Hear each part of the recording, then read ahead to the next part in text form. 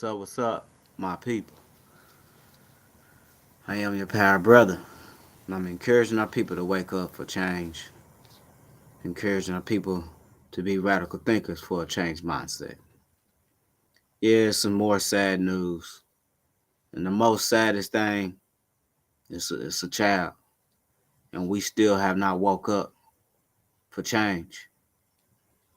We still don't realize that we in danger. We still don't realize we're getting hunted. Call it what you want, and we still don't realize we had no damn friends. We had no damn allies. Like I say, I'm not your news. I just speak on the issues to give you the solution from my perspective. I just come to you brutally honest for my a new mindset, my awakening, my new program. And I'm encouraging you to reprogram yourself, unlearn and re-educate yourself to improve yourself. And I'm gonna show this clip. I want y'all to really realize, man, we've been hunted and we had no friends, and it's time for us to wake up for change, and it's time for us to really embrace each other for support and love. Cause we in danger and we need to stop fighting and killing each other. But you ain't gonna see it until you reprogram yourself. Stop using the old program. Give me a second. I'm gonna play this video.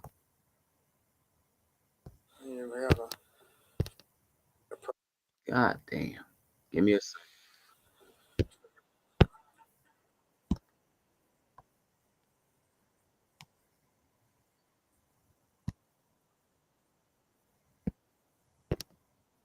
O'clock last night, a convenience store on Park Lane where the victim went in.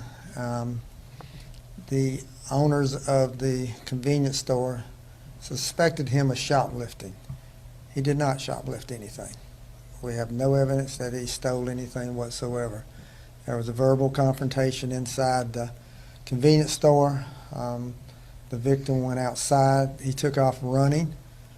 The son of the owner of the convenience store gave chase. The father, who owns the convenience store, joined in the chase. He was armed with a pistol. They chased a young man towards Springtree Apartments. Young man fell down. He got back up. At some point, the son said that he had a gun, that the victim had a gun, and we did recover a gun that was close to his body. At that point, the father shot the young man in the back. Regardless, even if he had shoplifted 4 bottles of water, which is what he initially took out of the cooler, and then he put them back. Even if he'd done that, that's not something you shoot anybody over, much less a 14-year-old, but you just don't do that. We're charging the owner of the store, Rick Chow, with murder. What clouded the issue is that the victim did have a gun. There was a confrontation. We had to make sure that those who fired the shots did not have that gun pointed at them, and they did not, in legal terms, be in fear of their life. And Rick Chow shot this young man in the back, and he killed him. And he is going to be appropriately charged with murder, which is what he should be charged with.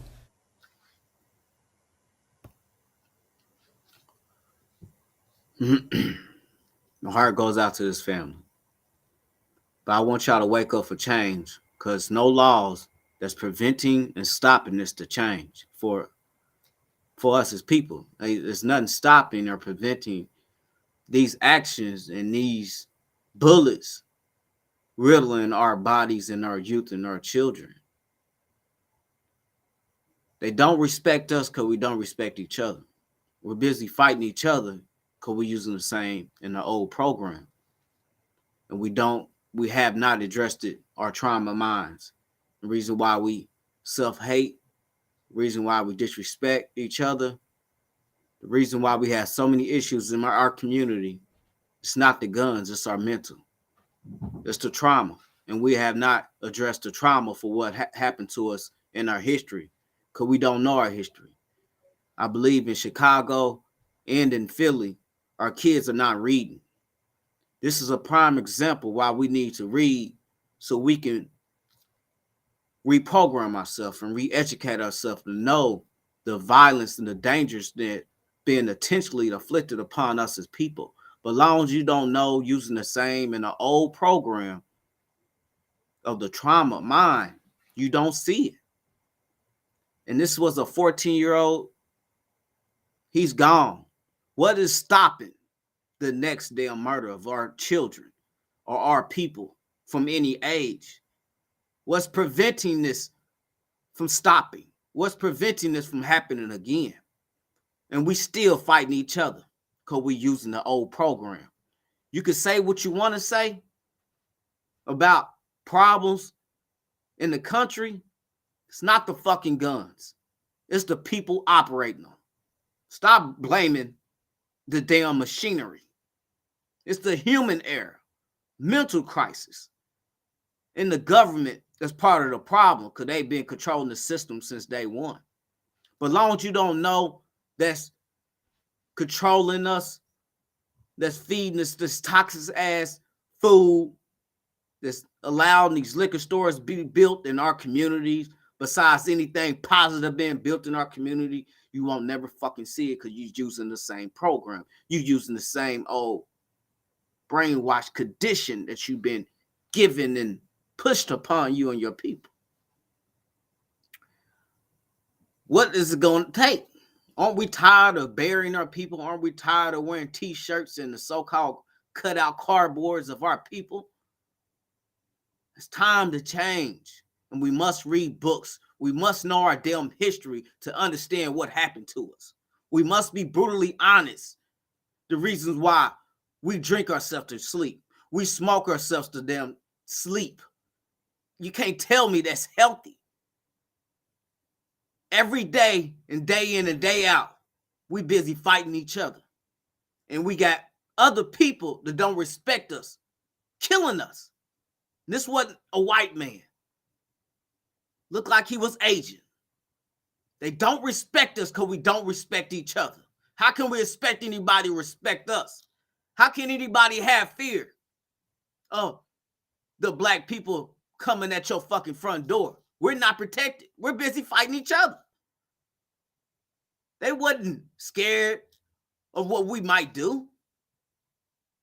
They look on us as just being weak people, which we're not. But I'm just being brutally honest why I believe people easily shoot and kill us. Because we're vulnerable. Nobody have to worry about no repercussions coming from the black community because we're busy fighting each other. We're busy pointing guns at each other instead of standing up for each other. We're busy rocking Nikes, supporting somebody else don't put a penny in our damn neighborhoods. If you don't recognize black and African people's problems, because you're still using the same old program. Wake up and reprogram yourself. Wake up to relearn and re-educate yourself. Wake up and do some research on yourself for what happened to us as people. They divided us to keep us conquered, to keep us in our places, to keep us fearless instead of fearful. I mean, you know what I mean. We must be fearless instead of fearful. This is what we must be. Because this is the problem why some sit down and stay content. Because they're scared. Which I can understand to what happened to us in history. If you know all our history and what they do to us, people choose to go along because it benefits them. They're going along with it. Then I'm going to show you a clip of I think the 12 and the 13-year-old in New York that was found in rivers. But come across the current news, it's saying they was found separate, but they was together. And they really ain't gave us no details for us. Did they drown? What happened to them? How did they wind up in the damn water? You know, how did they wind up in the motherfucking river? How did it happen? You can't tell me we ain't been hunted from Mississippi on around the country, selling our body parts on the black market. You probably don't know this because you don't do no research. You probably don't know this because you're using the old program. You probably don't understand our problems as people because you still use the same thinking, the same logic. Let me play the next one.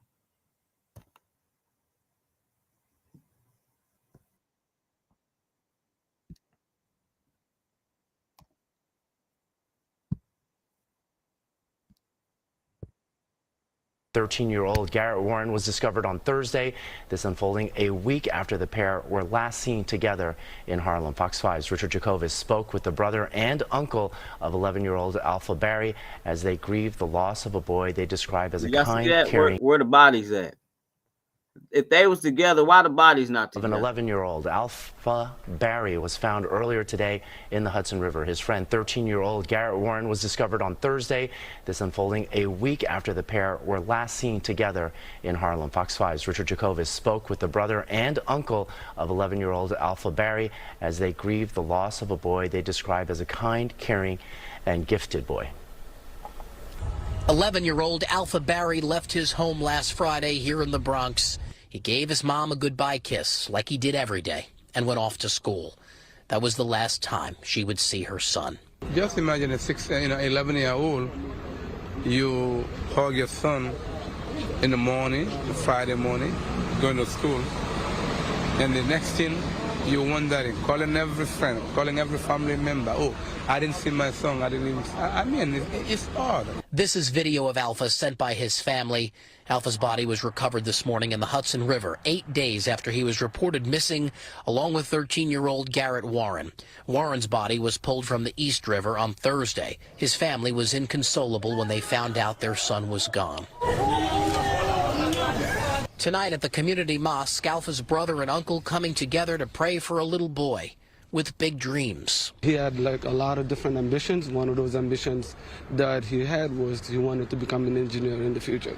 So a lot of the time he calls me, hey, what I'm doing right now, I'm trying to enhance my math skills. The reason why I'm doing that on a day-to-day basis because I believe in order for me to become an engineer, the type of engineer, because I just don't want to be a simple engineer. I want to be the best engineer I could be. Both boys were reported missing after they were last seen at a park near 143rd and Lenox on May 12th. That same night, police got a call that 2 kids fell into the nearby Harlem River. Dive teams from the NYPD Harbor Unit spent days combing the bottom of the river, a meticulous search that turned up nothing. Both bodies were eventually found in 2 separate bodies of water.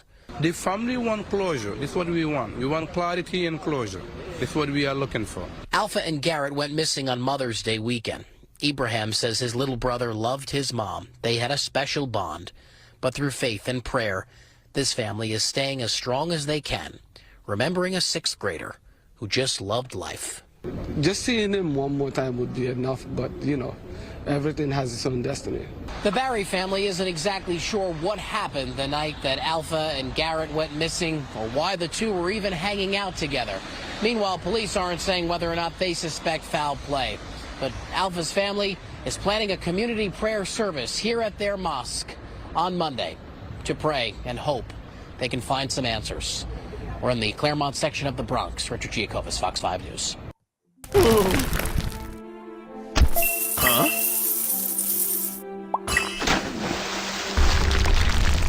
Wow. Let's not just pray on it. Let's work on it, react on it, and stand on it, and make change in our own house, in our own building, in our own home, behind our own walls, in our own community, in our own damn mind. Realign our mind with our soul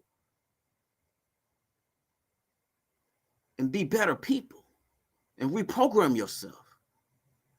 If you understand our problems, because you're still using the same program, you have not done the research, you have not done the homework of understanding PTSS, post-traumatic slave syndrome, PTSD.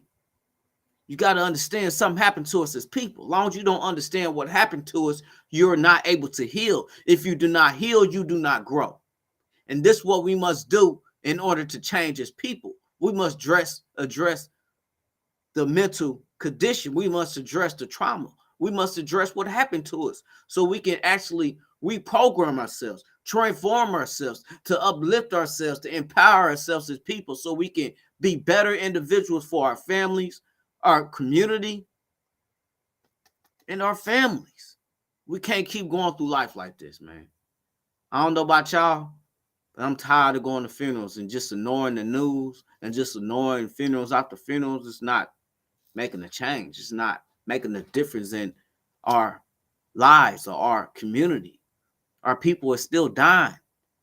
We're in dying need of change.